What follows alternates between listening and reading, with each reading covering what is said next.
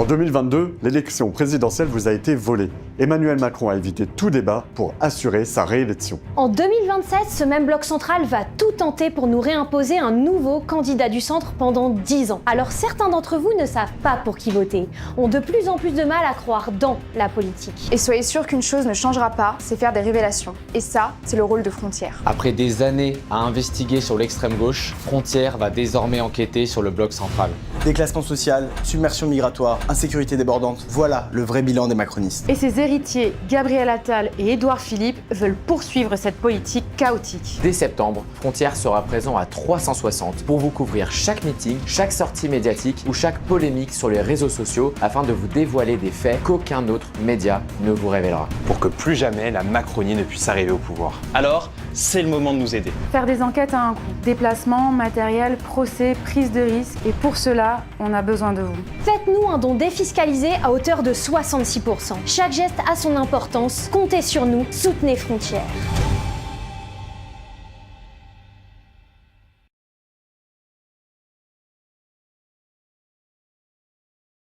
Éric Zemmour, bonjour. Bonjour. Merci à vous d'être avec nous. Votre livre « Le suicide français », paru en 2014, avait profondément marqué le débat public. 12 ans plus tard, vous publiez chez Fayard une édition augmentée de 580 pages avec des textes inédits qui prolongent l'analyse jusqu'en 2026. C'est l'occasion de revenir sur ce qui a changé depuis la première parution et sur les thèses centrales de l'ouvrage. Mais avant de commencer, chers auditeurs, je voudrais passer un message. Nous lançons notre campagne de dons. Après 10 ans de Macron, on veut encore nous vendre 10 ans de son successeur, un nouveau candidat du centre. Nous avons déjà démontré ce dont nous étions capables face à l'extrême gauche. Aujourd'hui, nous allons faire exactement la même chose face à l'extrême centre. En 2026 et en 2027, nous serons les seuls à continuer à faire du vrai journalisme, à parler de l'invasion migratoire et de ses responsables, à faire des enquêtes approfondies et des reportages de terrain. Mais ça coûte cher, très cher. C'est pourquoi nous avons besoin de vous. Cette campagne de dons est la dernière avant l'élection présidentielle. Avec votre soutien, nous pourrons tenir notre rôle, dire la vérité sans filtre et sans concession. Aidez-nous à continuer le combat. Faites un don dès maintenant sur www.frontieresmedia.fr ou en cliquant sur le lien en dessous de la vidéo. Éric Zemmour, vous connaissez la tradition de l'émission. Je vais vous donner une citation et vous demander ce qu'elle vous inspire. Et aujourd'hui, c'est une citation de Jean Cau qui écrivait dans son livre « Pourquoi la France ?» « Je pose que la France est d'abord une identité. L'ôter, la pervertir, c'est à la lettre l'aliéner. Car les peuples qui ne savent plus qui ils sont deviennent fous et sont dès lors prêts à se ruer derrière l'homme ou dans le système qui leur redonnera, même dans le sang et le feu, cette identité. » Phrase très intéressante qui suscite chez moi des réactions ambivalentes, je dirais. Un accord sur quand il dit les gens qu'on prive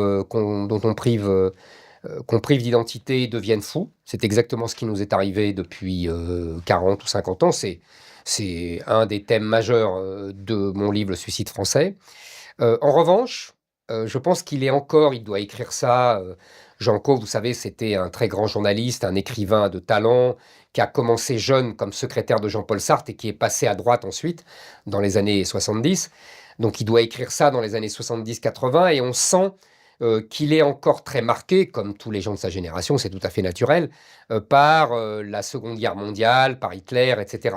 Quand il dit les peuples deviennent fous et ils vont suivre n'importe quel dictateur, il pense évidemment au peuple allemand des années 20, de la défaite d'après 14, de la misère, etc. et qui ont suivi Hitler. C'est pas du tout ce qu'on a connu.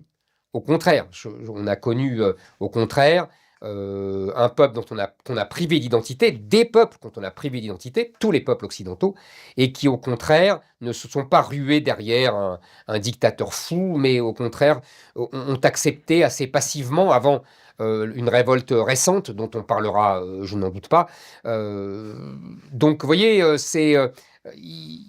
il mélange des analyses qui me paraissent à la fois fausses et vraies. Quand il dit, dernier point, la France est d'abord une identité, évidemment que la France est une identité, puisque je le pense profondément, mais c'est d'abord un peuple, c'est d'abord une géographie, c'est d'abord une histoire. Vous voyez, c'est ce mélange à la fois très physique d'un peuple qui est là depuis 1000 ans, d'un paysage, de mœurs, d'art de vivre, d'une histoire, de culture. Vous voyez, c'est tout ce mélange-là qui finit d'ailleurs par faire une civilisation, au-delà même d'une identité.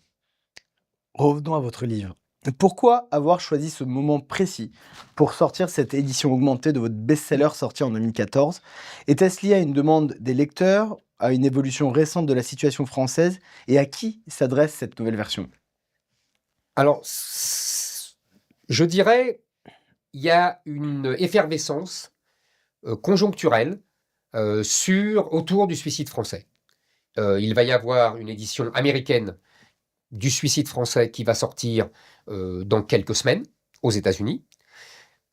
Il va y avoir également un documentaire tiré du suicide français que j'ai contribué à préparer, qui va sortir à partir du 23 et 30 juin sur la chaîne Planète, puis sur la plateforme de Canal+. 4 épisodes tirés du suicide français avec des images d'archives, avec des commentaires, des analyses, etc. Et troisièmement, il m'a paru intéressant de rééditer ce suicide français avec, comme vous l'avez dit, des commentaires nouveaux, avec évidemment une adaptation aux 20 dernières années qui n'était pas dans le livre. Et je pense que ça peut intéresser à la fois les jeunes générations qui étaient trop jeunes pour, à l'époque, l'acheter, le lire, etc.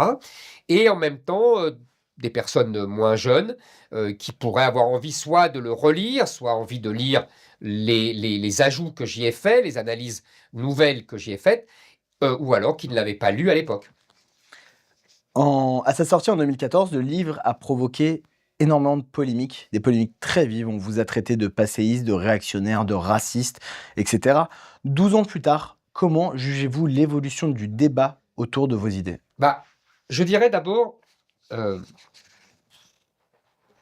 pourquoi a-t-il intéressé autant de gens?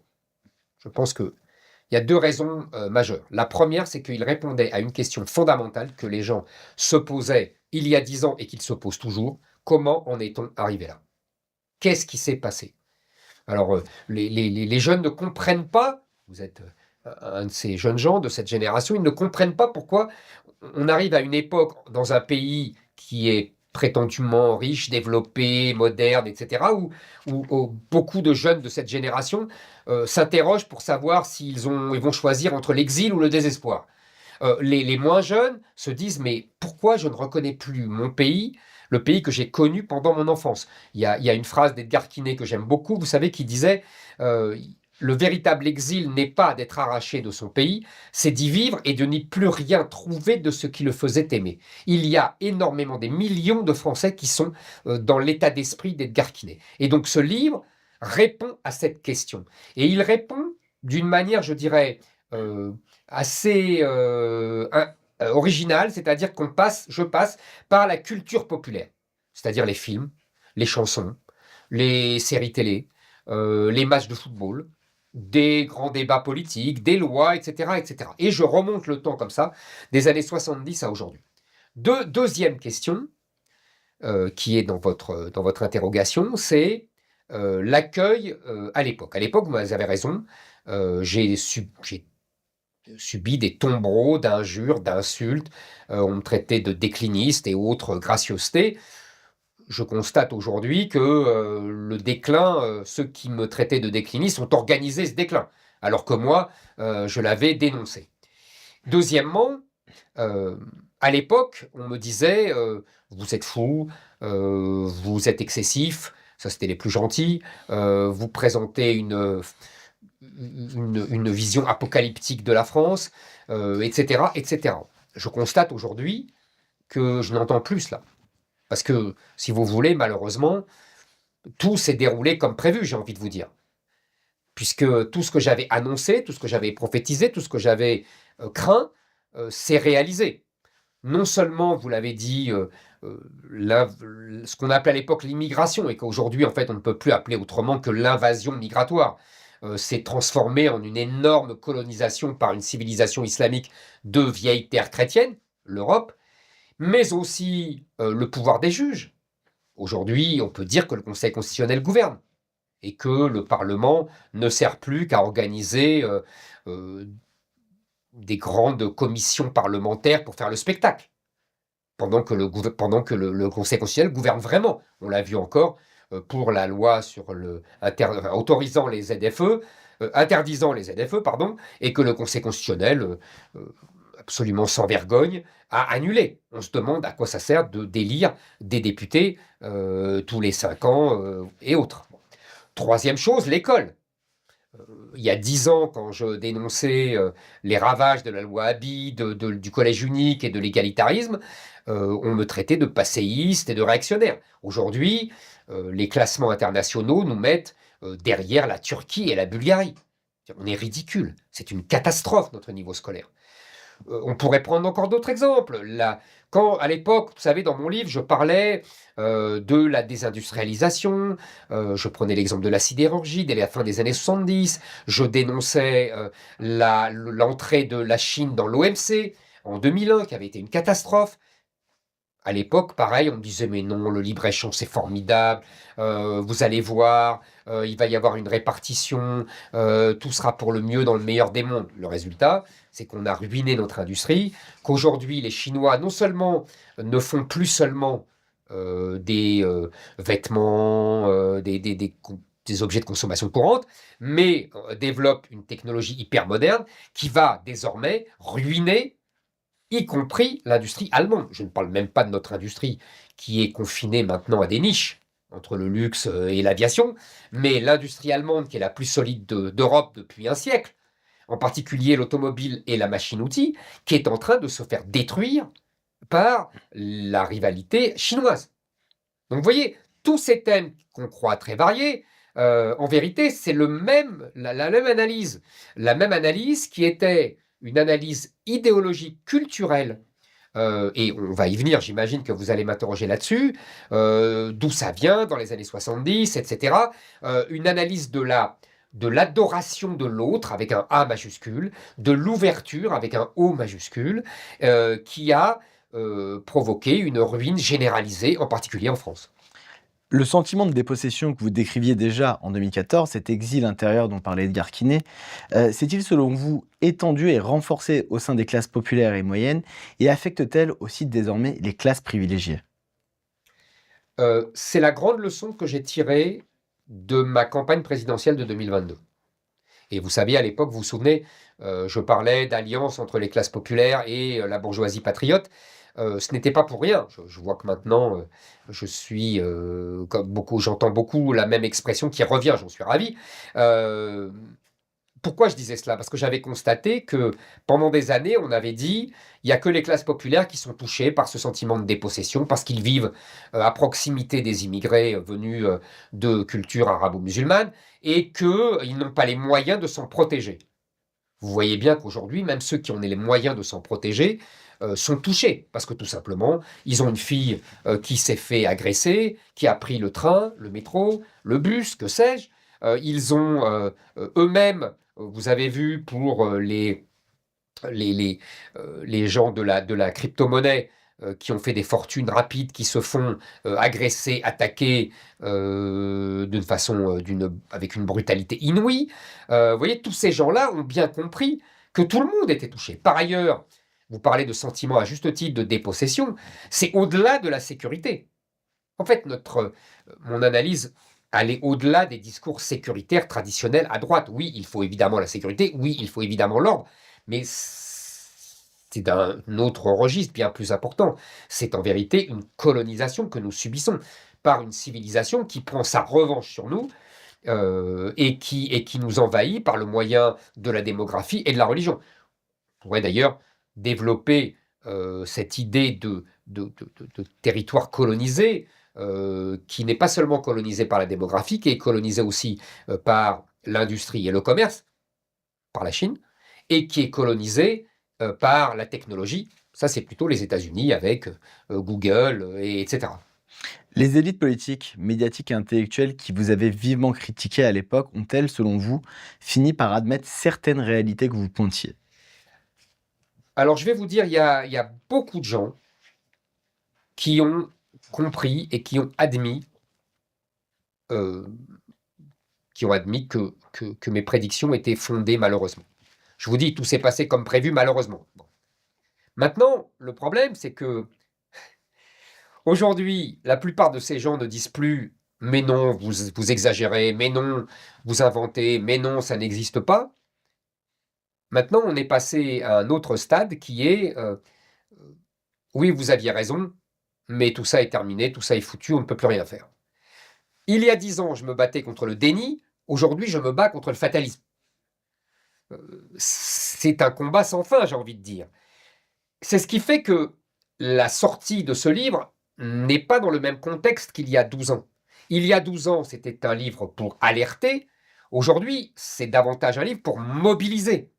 Ce n'est pas un exercice académique, c'est un acte politique.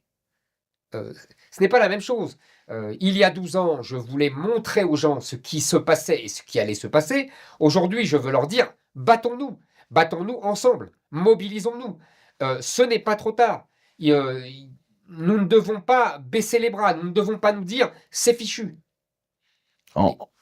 On perçoit une évolution dans vos propos. En 2014, donc vous alertiez, aujourd'hui vous semblez vouloir mobiliser. Ce livre a-t-il changé votre propre parcours? Est-ce que c'est celui qui vous a donné envie de vous lancer dans la chose publique? Alors je vais vous dire, vous avez raison, mais ça s'est fait en 2 temps. Ce livre a d'abord provoqué chez beaucoup de gens une envie que je me présente et que je me lance dans la bataille politique. C'est dans cet ordre-là. On m'a d'abord dit, et mes amis très proches, j'ai déjà raconté cette histoire dans un autre livre, Philippe de Villiers, Patrick Buisson, paix à son âme, furent les premiers à me dire tu devrais y aller, au vu du succès rencontré par le livre. Puis, petit à petit, beaucoup de gens m'ont dit la même chose. Donc oui, vous avez raison, ce livre a changé mon destin et a changé ma vie. Maintenant, après tout, je dirais que c'est assez cohérent avec ma vision de l'histoire de France et ce qui s'est passé dans l'histoire de France. Ce n'est pas la première fois qu'un écrivain et qu'un livre se transforment en action politique. Je pourrais vous donner plusieurs exemples. En 1847, Lamartine publie un magnifique livre d'ailleurs qui s'appelle L'Histoire des Girondins, dans laquelle il raconte l'histoire de la Révolution. Et en 1848, la Révolution a lieu, renverse Louis-Philippe, qui est chef du gouvernement, Lamartine. Victor Hugo écrit des livres pamphlétaires contre Napoléon III. Quand il rentre d'exil en 1870, il est un héros et très vite, on lui propose la présidence de la République.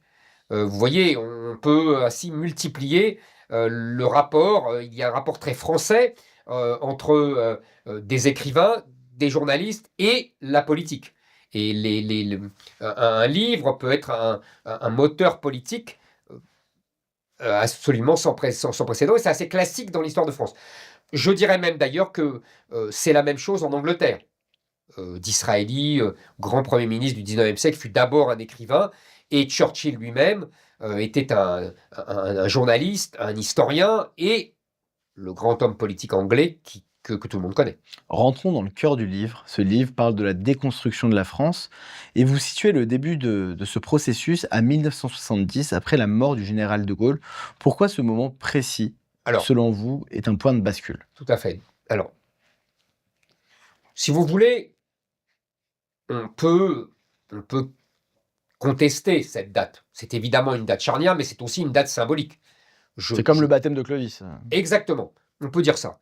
Et j'ai choisi ça d'abord comme un symbole. Je n'ignore pas, et d'ailleurs Patrick Buisson avait fait un très bon livre quelques années plus tard pour montrer cela, que les évolutions que je décrivais dans les années 70 étaient en prémisse dans les années 50 et 60. Je ne l'ignore pas, et le général de Gaulle, si vous voulez, a un peu couvert de son noble manteau ces évolutions qu'il n'approuvait pas toutes. On pourrait même d'ailleurs aller plus profondément encore et remonter aux années 20, juste après la Première Guerre mondiale, dans un petit milieu artistique, culturel, en particulier autour des surréalistes, pour voir des thèmes qui, en fait, ont complètement éclaté dans les années 70. Haine du patriotisme, haine de la France donc, haine de la famille, haine du christianisme, pacifisme, libertinage, indifférenciation sexuelle. Vous voyez, tous ces thèmes-là qu'on croit spécifiques aux années 70 sont déjà dans la petite coterie artistique et culturelle des années 20 autour du surréalisme. Si vous lisez deux livres qui se répondent d'ailleurs, Aurélien d'Aragon et Gilles de Drieux-La Rochelle, vous le voyez très bien. Mais, si vous voulez, il est indéniable que dans les années 70, ce mouvement a pris toute son ampleur et a innervé dans tous les canaux de ce que je appelais tout à l'heure la culture populaire. Cinéma, chansons, publicité, bande dessinée, littérature. Vous voyez, on peut, télévision évidemment, on peut généraliser. Ça, c'est pour le choix chronologique. Deuxième chose, vous parliez de déconstruction, essayons de définir en deux mots la déconstruction. Au départ, la déconstruction, c'est une espèce de technique intellectuelle tirée de Heidegger, reprise par Derrida, vous voyez, qui veut voir derrière les phénomènes philosophiques, derrière les textes littéraires, ce qui les a constitués. Vous voyez, les étapes, les différentes formes, les différentes briques qui ont constitué un texte littéraire ou un phénomène philosophique. C'est en vérité quelque chose d'assez obscur, c'est un texte savant pour les savants. Et puis très vite, cette déconstruction va se répandre dans l'espace public, dans l'espace médiatique, et va devenir une arme idéologique et donc politique de délégitimation de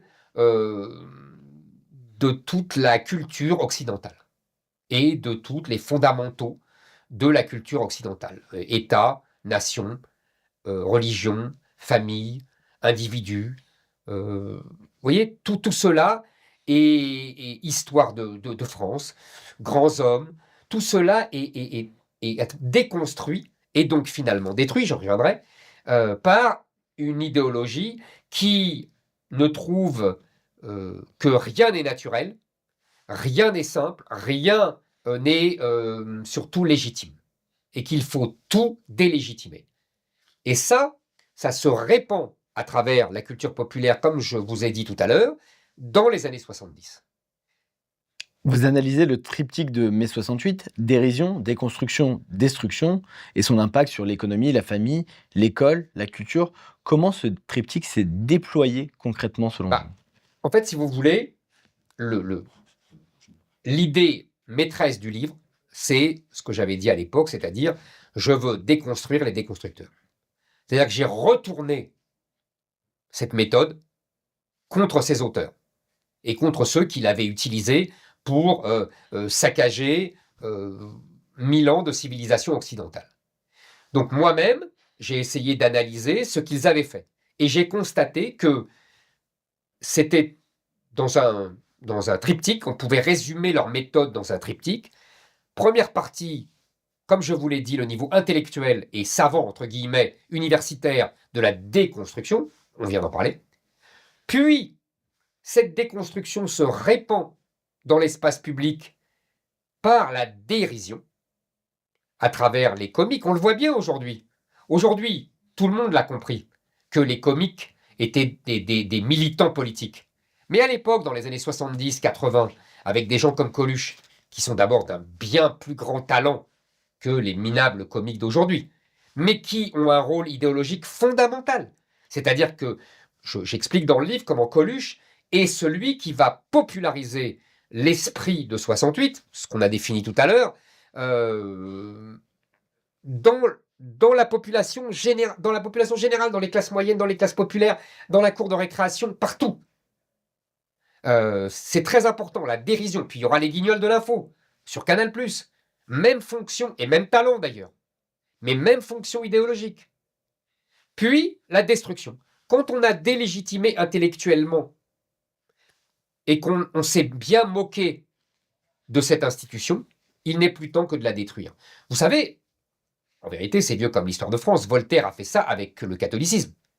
Dès le XVIIIe siècle, il a utilisé la dérision, l'ironie, ravageur et très talentueux, pour détruire, auprès de millions de Français et d'Européens, la légitimité du catholicisme.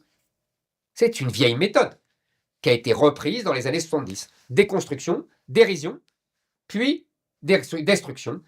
Et on arrive aujourd'hui à cela. Vous incitez sur la trahison des élites politiques, médiatiques, intellectuelles, économiques. Qu'est-ce qui explique selon vous cette forme de haine de soi et cette préférence pour l'autre? Alors là, c'est une vieille histoire.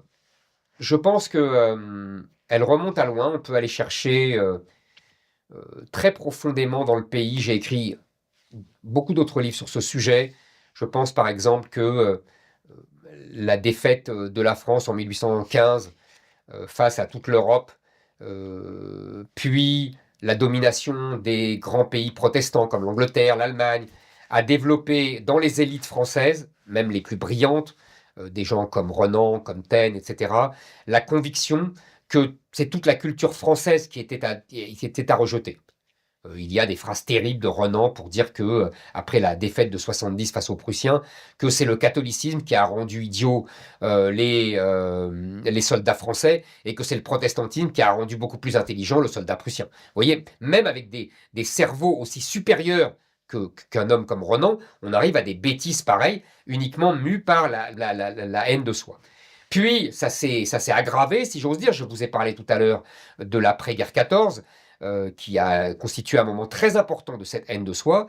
On arrive ensuite avec la défaite de 40, puis la décolonisation, et là nous avons des élites de gauche, pour la plupart, dans les années 60, dans les années 70, qui manifestent uniquement une détestation de la France, qui est exprimée, encore une fois, à la fois par les écrivains, à la fois par les cinéastes, à la fois par les comiques. Vous vous souvenez de Coluche qui faisait des sketchs terribles contre les Français, contre les femmes françaises, contre, vous voyez, etc., etc. Et tout ça, il n'y a que le général de Gaulle qui a essayé, selon un mot célèbre d'Emmanuel Berle, de déridiculiser la France. Vous voyez, on est arrivé là. Et ça, je pense que c'est la défaite de 40 qui a été quelque chose de très cruellement ressenti. La meilleure armée du monde sortie de la Première Guerre mondiale qui se fait écraser en 3 semaines. Les Français ont eu beaucoup de mal à s'en sortir et je pense qu'ils ne s'en sont jamais remis. Donc, c'est tous ces phénomènes-là. Et évidemment, on a des intellectuels de gauche qui passent leur temps, en vérité, à taper sur la France, sur le peuple français, à le détester. Il y a en plus ce moment de 68 où, alors que jusqu'à présent, la gauche avait protégé de sa détestation la classe ouvrière française, où cette gauche, ces gauchistes, découvrent que la classe ouvrière française ne veut pas de la révolution et qu'elle veut seulement des augmentations de salaire et avoir un mode de vie qui ressemble à la classe moyenne.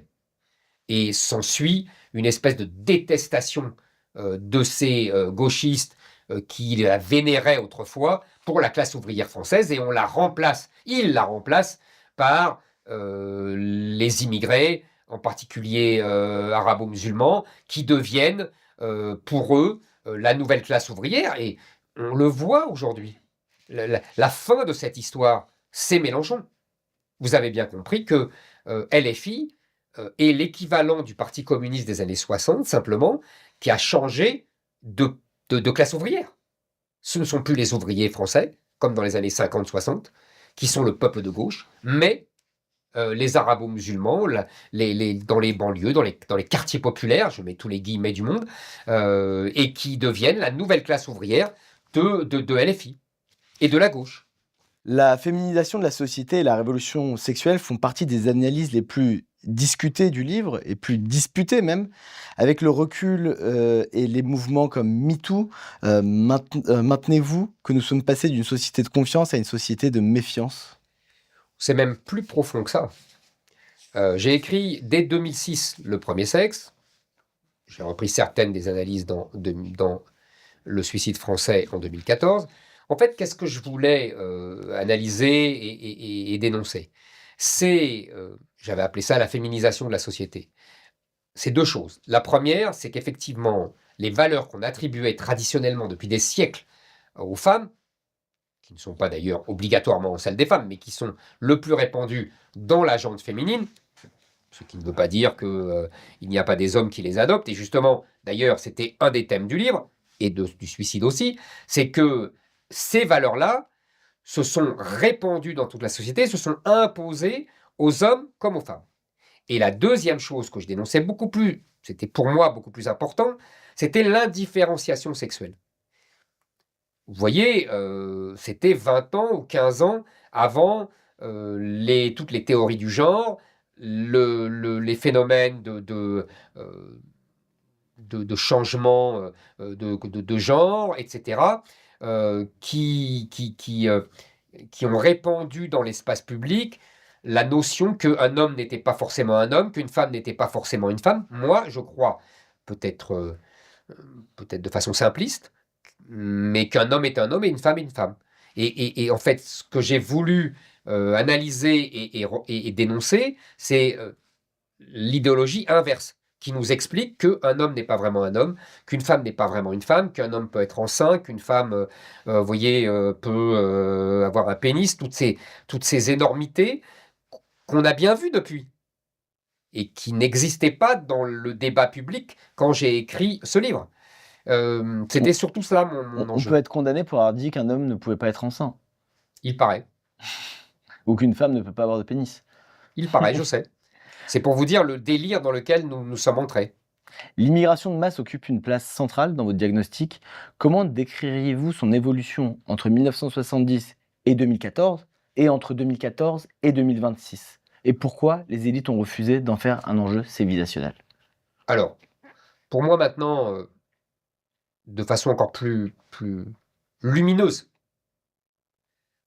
encore plus que même à l'époque, c'est pour ça que j'ai écrit ces 40 ou 50 pages supplémentaires, je vois exactement ce qui s'est déroulé, c'est-à-dire que les mots n'ont plus de sens.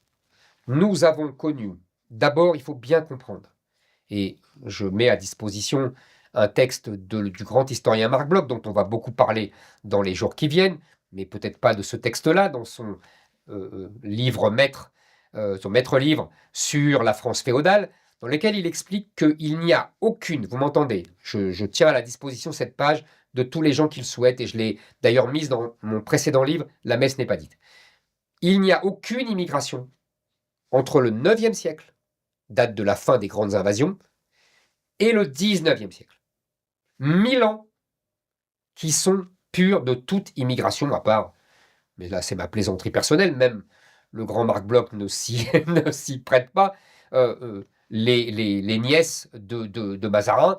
Vous voyez, je taquine un peu l'histoire, mais à part ces personnes-là, Lully, vous voyez, quelques Italiens qui venaient à la cour, il y a une population française qui reste la même pendant 1000 ans. Donc quand on nous dit que la France a toujours un peuple d'immigration, c'est un mensonge éhonté. Puis, à partir du 19e siècle, dans les années 1860, en raison de la baisse de la démographie française, la baisse de la natalité, qui annonce la baisse générale de l'Europe. Mais à l'époque, nous sommes le seul pays qui connaît une baisse de la natalité. Pour vous donner une idée, à la fin du 19e siècle, il y a plusieurs années où il y a plus de morts que de naissances, en France, uniquement. Alors que l'Allemagne, l'Angleterre ont des démographies prolifiques. En raison de ça, et en raison de l'industrialisation, donc du besoin de main-d'œuvre, nous faisons venir, à partir des années 1860, sous le Second Empire, des immigrés belges, d'abord, italiens, espagnols, polonais, qui vont travailler dans les usines et dans les mines. Ça, c'est une immigration européenne. En vérité, à côté des masses d'aujourd'hui très peu nombreuses, le grand historien Pierre Milza avait compté entre 1870 et 1940 3 millions d'Italiens, dont 2 étaient repartis en Italie. voyez, donc ça fait 1 million d'Italiens qui ont fait souche. Et troisième caractéristique de cette immigration, elle était donc, comme je vous l'ai dit, européenne, blanche, catholique. Même les Français reprochaient aux Italiens et surtout aux Polonais de trop aller à la messe, c'est vous dire. Et ils sont assimilés parfaitement. Je veux dire assimilés parfaitement, ça veut dire, je reprends une très jolie formule que j'ai lue sous la plume de Madame Agazansky, vous savez, l'épouse de feu Lionel Jospin, qui avait un grand-père polonais, qui est arrivé en France, qui a travaillé dans les mines, puis elle, sa petite fille, est rentrée il y a 1 an ou 2 à l'Académie française, et elle disait que son grand-père lui avait dit « Devenir français, c'est très simple. Nous avons troqué les rois de Pologne contre les rois de France. » Ça, c'est l'assimilation. J'ai fait exactement la même chose. Mes parents, mes grands-parents ont fait la même chose, c'est-à-dire que des gens qui venaient d'Algérie, qui étaient des berbères, qui étaient de confession juive, qui avaient donc des tribus, etc. depuis des siècles, nous avons adopté les rois de France. Moi, quand je dis, je vois que sur Twitter, certains se moquent de moi, ils ne comprennent pas le sens de l'assimilation. Quand je dis « nous », pour parler de Louis XIV, ou pour parler de Philippe le Bel, ou de Napoléon, ou de que sais-je, je ne veux pas dire que mes ancêtres étaient là en France. Je ne veux pas nier que j'étais à l'époque un étranger. Je veux dire simplement que j'ai troqué les rois de Pologne contre les rois de France. Vous voyez, j'ai fait exactement comme le grand-père de Madame Agazansky. Ça, c'est l'assimilation à la française des Européens qui sont venus jusque dans les années 50-60. On pourrait continuer jusqu'aux Espagnols, Portugais, Russes, vous voyez, etc. Et puis, il y a une immigration qui est à peu près dans ce registre, qui est ceux des Kabyles d'Algérie des années 60. Ceux-là encore, qui ont une relation assez lâche, au sens de éloignée, avec l'islam, sont en voie d'assimilation. Et d'ailleurs, on sait bien que les gens dans la guerre d'Algérie qui ont pris le parti de la France et qui ont réussi, malgré les injonctions gaulliennes, à rentrer en France, les fameux harkis, eux donnaient des prénoms français à leurs enfants. Bon. Et puis, à partir des années 80, 90, à partir du regroupement familial, à partir des lois de Mitterrand qui vont favoriser l'expansion et l'enracinement de l'islam en France, nous changeons de registre. Nous avons une immigration de peuplement qui devient au fil des années une invasion-colonisation. En fait, les mots ne veulent plus rien dire. Nous n'avons plus l'immigration que j'ai décrite tout à l'heure, immigration-assimilation. Nous avons immigration qui se transforme en invasion et qui se transforme en colonisation, puisqu'à partir du moment où des gens qui sont étrangers viennent en France, souvent on ne leur a pas donné l'autorisation, mais ils la prennent quand même. Les pouvoirs publics ne font rien, ou même ils viennent légalement.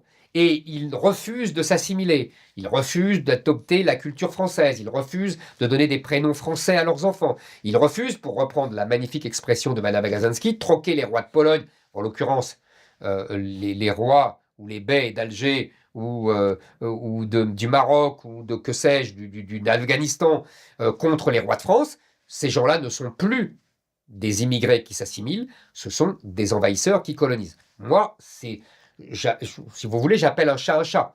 C'est ce que je m'évertue à expliquer. Donc les mots n'ont changé de champ. Et en vérité, nos élites ont refusé de voir ce changement de paradigme.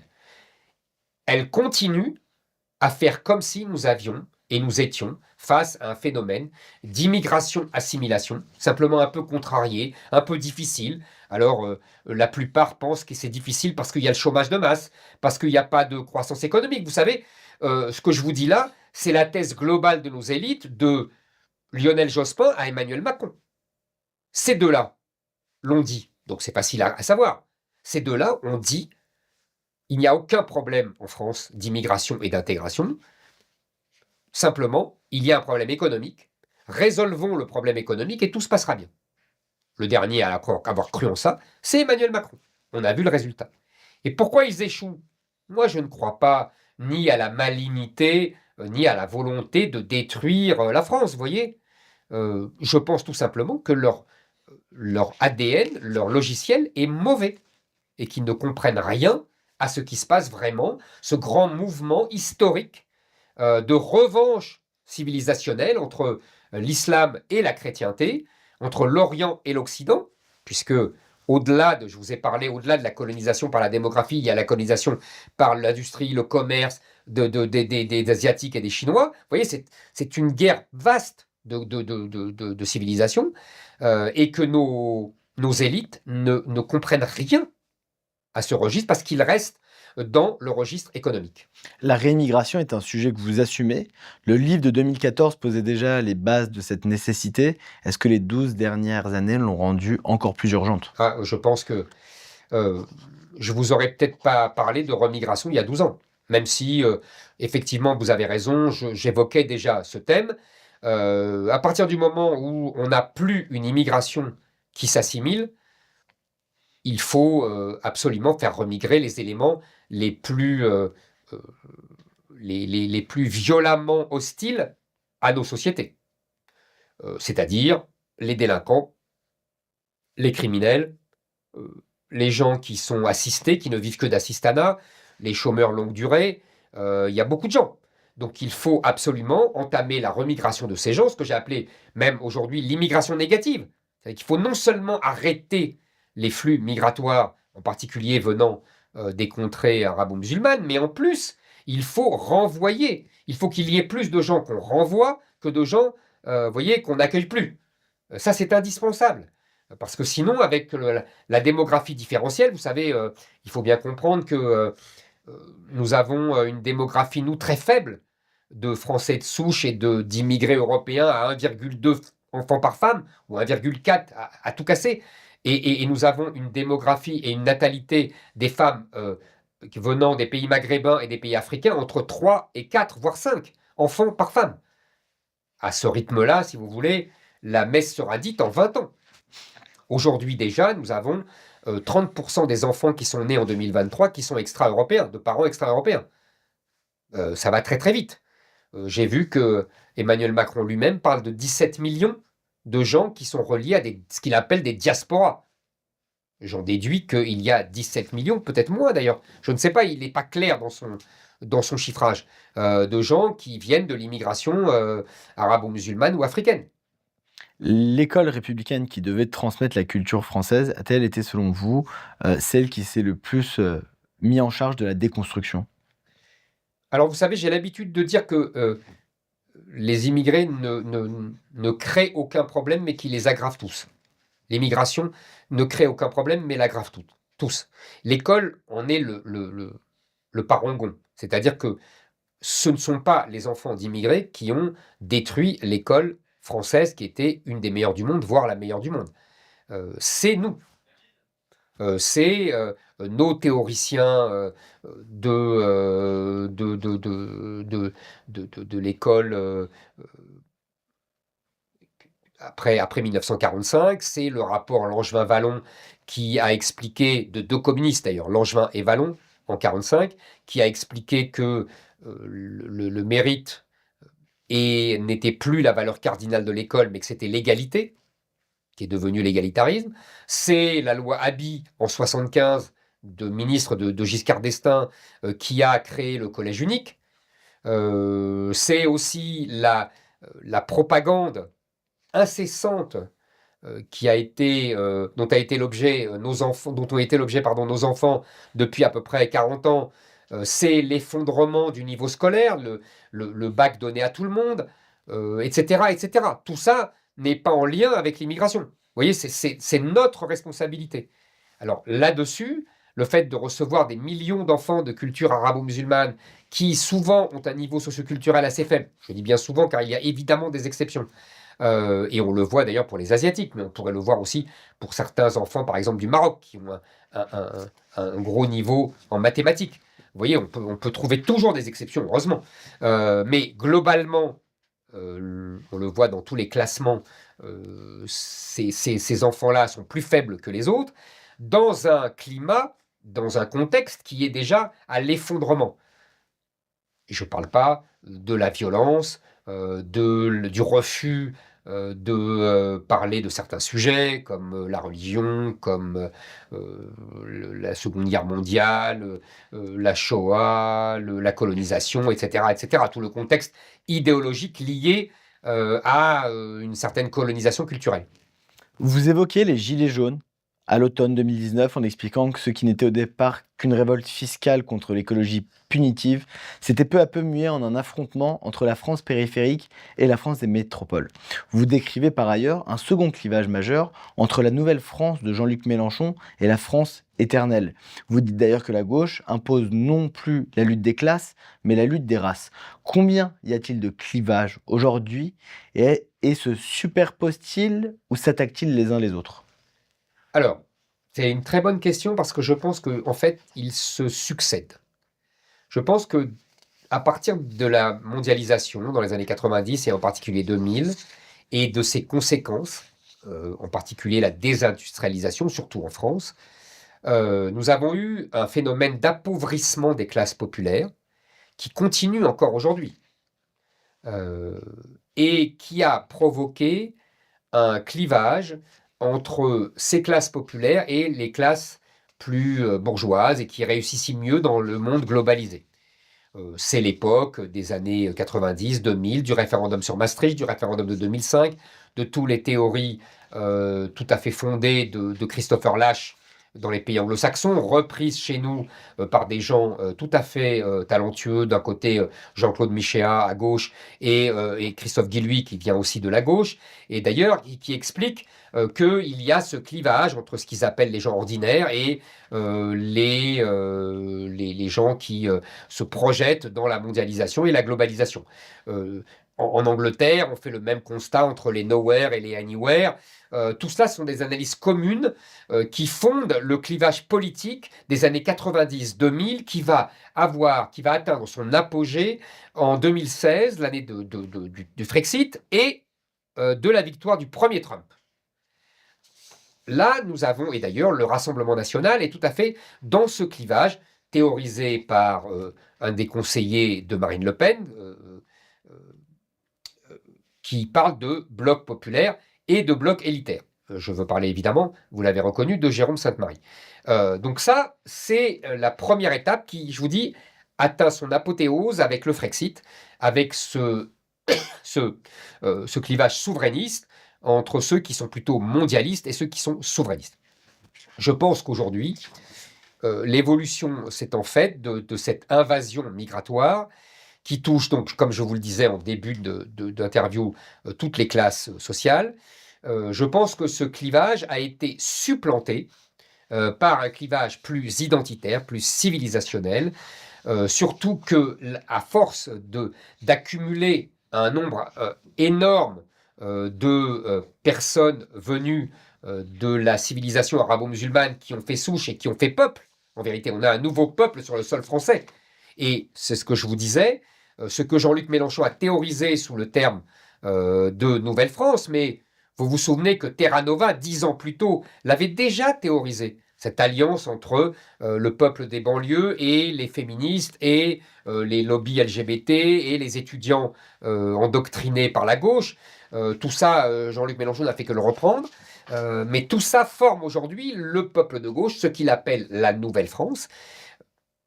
Ce n'est pas la première fois d'ailleurs qu'on appelle ça la Nouvelle-France à gauche. On parlait déjà de Nouvelle-France après la Révolution française, on appelait déjà la Nouvelle-France après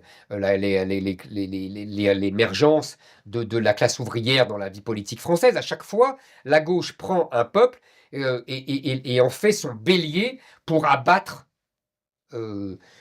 l'ordre établi.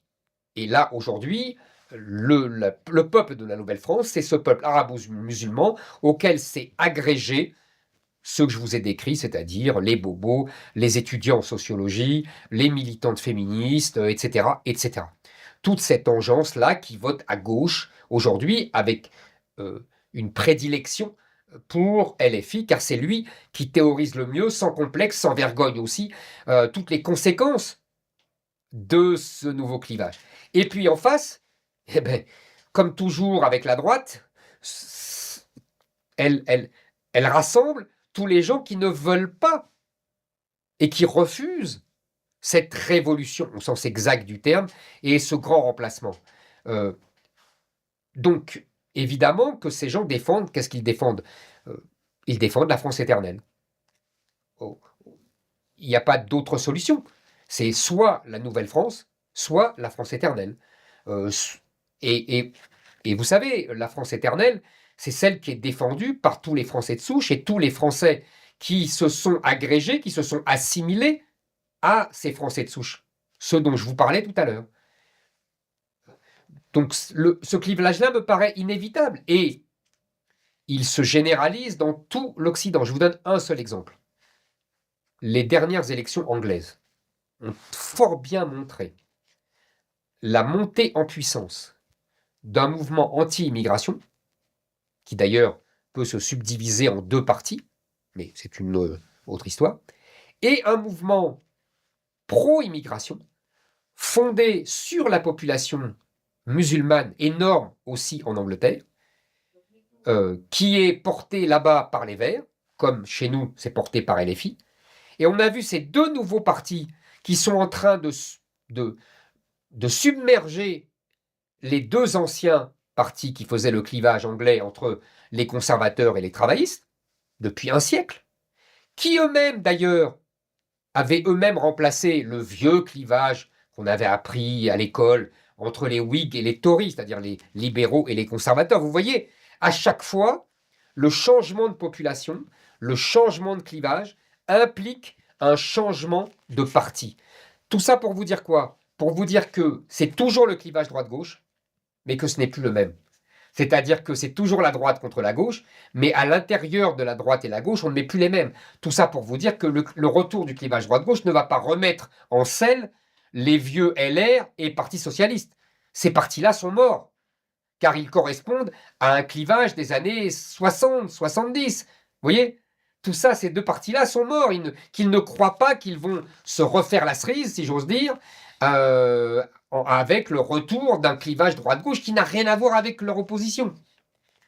Parmi les évolutions depuis 2014, crise migratoire, Covid, qui selon vous a imposé des mesures liberticides dignes des régimes tyranniques, inflation, violence urbaine, islamisme.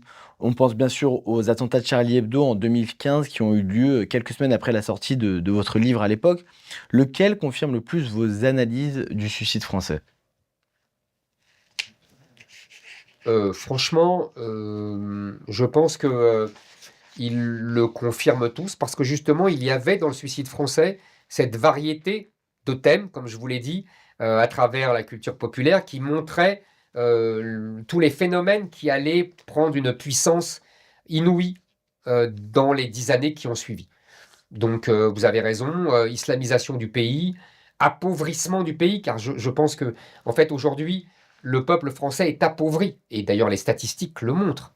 Il est appauvri par quoi? Il est appauvri par les choix faits depuis 25 ans, c'est-à-dire mondialisation, désindustrialisation, qu'on finance par des charges sociales énormes, par un État-providence de plus en plus obèse, qu'on doit financer et par la dette et par les impôts, et donc baisse de compétitivité de nos entreprises, et donc appauvrissement, etc. etc. Ce qui fait qu'aujourd'hui, vous voyez bien qu'à la moindre poussée inflationniste, les gens sont à 2 euros, 3 euros. Il y a des millions de Français qui sont à quelques euros près et qui ne supportent pas cette poussée inflationniste. Ça, c'est parce qu'il y a un appauvrissement du peuple français. Donc, islamisation, je vous l'ai dit, effondrement de l'école. Vous savez, avant, on nous disait, et c'est lié à cet appauvrissement, on nous disait les Français travaillent moins que les autres Européens, mais leur productivité est bien meilleure. Et ce fut vrai pendant des années. C'est faux aujourd'hui. Aujourd'hui, notre productivité est inférieure à celle de nos voisins. Pourquoi? Parce que le niveau scolaire s'est effondré, et donc la qualité de notre travail global, à nous Français, est non seulement en temps inférieur à la plupart de nos voisins, mais en plus est moins bon à cause de l'effondrement de notre niveau scolaire et du mode et de la qualité de notre formation professionnelle. Vous voyez? Tout ça est lié en fait. Tout ça s'emboîte, si j'ose dire, les uns les autres de façon tragique. En 2014, quand votre livre sort, on vous insulte beaucoup, mais c'était avant la crise migratoire syrienne d'Angela Merkel, c'était avant le Bataclan, Charlie Hebdo. Est-ce que quand vous avez vu tous ces événements que vous aviez déjà prédits dans votre livre, vous vous êtes dit « j'avais raison » ? Vous savez, il faut se méfier des satisfactions intellectuelles qui sont en fait des tragédies. Je vais vous dire la vérité, c'est que le fait d'avoir eu raison ne me donne pas tant une satisfaction qu'une responsabilité. C'est-à-dire que je pense que c'est le médecin qui a fait le bon diagnostic qui peut soigner le malade, et pas les autres qui finalement prennent des bribes de ce diagnostic. Je suis très frappé que depuis 10 ans, et en particulier là, dans la préparation de la présidentielle, on voit bien que chacun essaye de reprendre des éléments. On propose là un moratoire de l'immigration, on propose là un morceau d'école de la fin du collège unique, on propose là une part de baisse des impôts, des charges sociales. Oui, chacun essaye de bricoler quelque chose. Mais en vérité, si on ne comprend pas qu'il y a un mouvement historique qui est défini par cette guerre de civilisation dont je vous parlais et par cette invasion migratoire. Ça, c'est le premier élément. Deuxièmement, si l'on ne comprend pas qu'il y a un appauvrissement du peuple français qui ne peut être réglé que par la réindustrialisation, le protectionnisme et la baisse massive des impôts et des charges sociales, et donc la baisse massive des dépenses publiques. Vous voyez, si on ne voit pas qu'il y a tout ce diagnostic-là, qui est fondé sur une analyse qui remonte à des décennies, ben on ne peut prendre que des petits morceaux. On n'a pas le tableau dans son ensemble. Et c'est ça que je veux dire aux Français et aux gens qui nous écoutent. C'est la première chose, c'est ne croyez pas que tout est foutu. On doit se battre et combattre cette évolution mortifère. Et deuxièmement, ce que je voudrais vous dire, parce qu'on n'a pas abordé ce sujet, je parle aussi au-delà du suicide français, du suicide européen et occidental.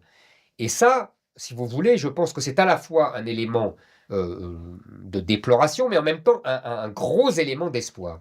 De déploration parce qu'on peut dire aujourd'hui que tous les éléments que j'analysais et que je cartographiais dans le suicide français se retrouvent dans tous les pays d'Europe et dans tous les pays d'Occident, à part quelques pays de l'Est qui ont échappé à ces miasmes. Mais par exemple aux États-Unis, évidemment, tout nous vient de là. On peut dire que le suicide américain est aussi patent. Le suicide occidental, tous les pays d'Occident, en particulier nos grands pays, l'Angleterre, la France, l'Allemagne, l'Espagne, l'Italie, la Belgique, enfin, etc., etc.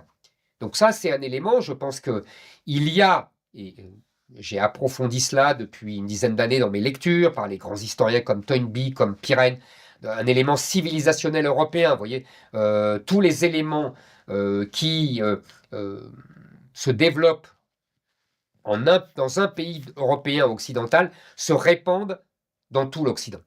Ça, c'est une évidence, que ce soit pour le meilleur ou pour le pire.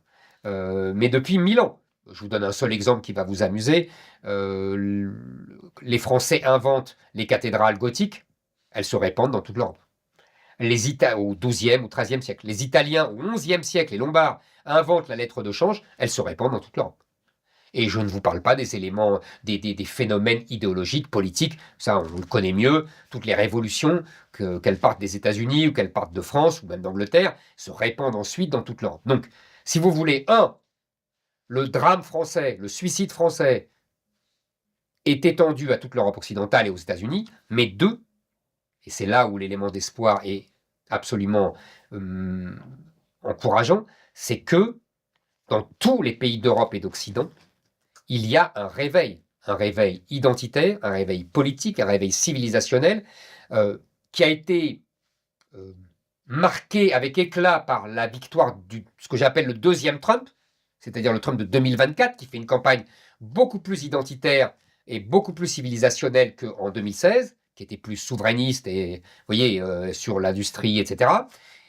Et deuxièmement, dans tous les pays d'Europe, les pays du Nord en particulier, mais aussi l'Italie, on voit que ça soit par des partis de droite, mais aussi par des partis de gauche, on le voit au Danemark, on le voit ailleurs, qui veulent absolument arrêter, repousser cette invasion migratoire avec des résultats tout à fait remarquables et avec des mesures tout à fait draconiennes. Le Danemark a réduit le droit d'asile à quelques centaines de personnes. Nous sommes à 150 000. La Suède est en train d'organiser une authentique remigration des Syriens et des Afghans qu'elle avait inconsidérément accueillis chez elle après 2015. Les États-Unis de Trump organisent une véritable remigration. Vous savez que dans les villes comme Miami et comme Los Angeles, la population a baissé du fait des renvois d'immigrés. L'Autriche met un terme au regroupement familial et organise une remigration. Je veux dire, vous voyez, tous ces pays ne font pas comme s'il ne se passait rien. Au contraire de la France, voire de l'Espagne, qui sont dans un déni faramineux et qui continuent, au nom de la vieille théologie des droits de l'homme et de l'individu, de refuser de voir la spécificité du mouvement historique qui se déroule sous nos yeux. Quand on vous lit, on voit dans votre style littéraire qu'il combine références érudites et culture populaire. Est-ce une façon de contrer l'entre-soi des élites intellectuelles en montrant que vous connaissez leur monde et que quelque part, vous en venez? Alors là, je vous avoue que c'est pas aussi intentionnel. Je vais vous dire, c'est parce que je suis comme ça.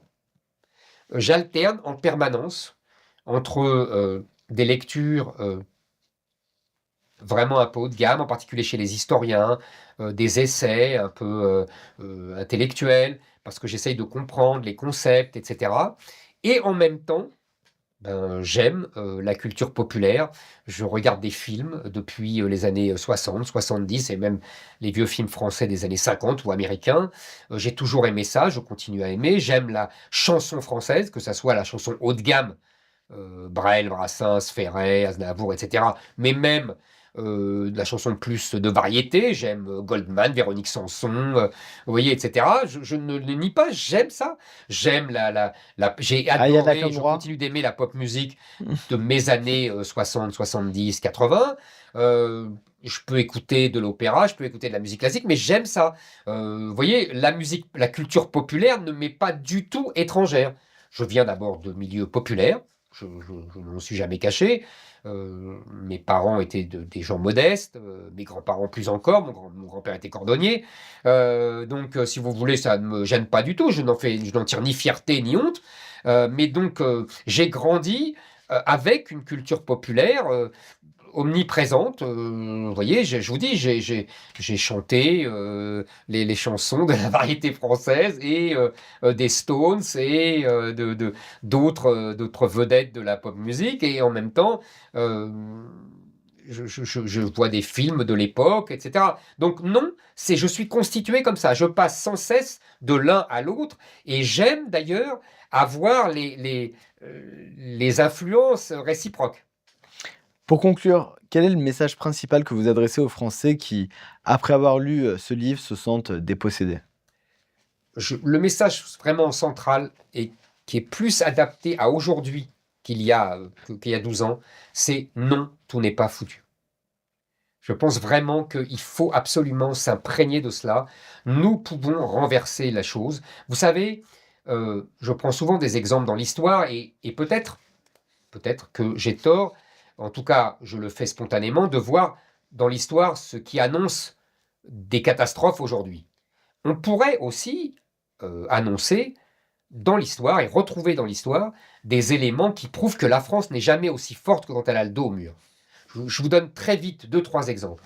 En 1799, après 10 ans de révolution, de guerre avec tous les pays européens, la France est ruinée, la France, le niveau scolaire est une catastrophe, les gens meurent de faim, la France est dégoûtée de tout, les armées européennes menacent le pays, et Bonaparte prend le pouvoir. En quelques années, il refait de la France une puissance hégémonique en Europe dont les institutions sont imitées dans tout le continent. 1870. Je vous parlais tout à l'heure de Renan, etc. Renan dit « La France a perdu face à la Prusse, c'est l'université allemande qui a gagné ». La France organise un système scolaire et universitaire absolument admirable qui permet remonter le pays et qui lui permet de développer une science et des découvertes incroyables. On invente le cinéma, on invente la voiture, l'automobile, on invente l'avion. Vous voyez, ça c'est la France de 1900, alors qu'elle était considérée comme morte en 1870. Je ne vous parle pas évidemment d'après 45 et surtout dans 58, où là c'est plus connu, la France qui est en crise financière, crise économique, et en même temps, dans la guerre d'Algérie, et De Gaulle, en quelques années, rétablit le pays qui connaît une croissance incroyable, qui crée des champions industriels qui rivalisent avec le monde entier. Je vous donne un seul exemple. Je vous parlais tout à l'heure de l'appauvrissement du peuple français. Dans les années 50, le pouvoir d'achat par habitant des Français est la moitié des Américains. Logique, on sort de la guerre, etc. 20 ans, 30 ans plus tard, dans les années 70, le pouvoir d'achat des Français par habitant est égal aux Américains. Et bien vous savez quoi? Aujourd'hui, c'est revenu à la moitié. Je pense qu'on ne peut pas dire mieux de ce qui s'est passé économiquement en 70 ans dans notre pays. Chers auditeurs, si vous voulez en savoir plus, tout est dans cette nouvelle édition du Suicide français, édition augmentée, actualisée, éditée chez Fayard. Merci beaucoup Éric Zemmour d'avoir été avec nous. Chers auditeurs, n'oubliez pas, si vous aimez le travail de Frontias, si vous aimez ces interviews, mais si vous aimez aussi nos enquêtes, si vous aimez nos reportages, n'hésitez pas à faire un don à Frontières. L'élection présidentielle arrive, 2027 est au bout de la porte. Soutenez-nous, soutenez vos idées. Merci, au revoir.